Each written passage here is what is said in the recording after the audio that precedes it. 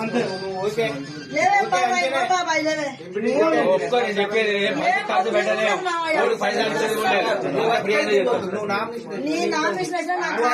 చెప్పేదా ఓట్లకు పైసలు కూడా అవసరం లేదు. నేను ఎందుకు బదిలాడతానో అర్థం చేసుకో. నీ కొడుకు కొరకే కొడుకు నెల నుంచి బదులాడతాను. నీ కొడుకు బదిలాడింది వేరు.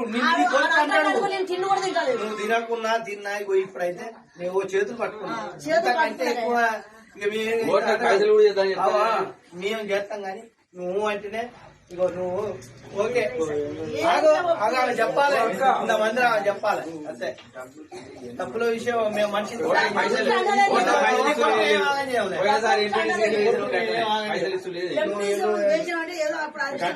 అన్ని గట్టిగా ఉంటాయి. ఇప్పుడు కూడా గదే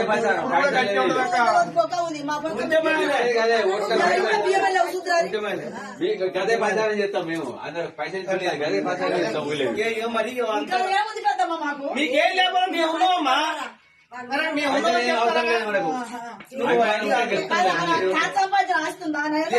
లేదు ఆయన మంచిగా ఉన్నాడు. ఆయనే ఉన్నాడు అట్లా పైసలు లేకుండా గిదే గిట్టే బదిలాడుకున్నాం కాదు. అమ్మా నిన్నేం ఆగం కావాలని మేము కోరుకోవమ్మా.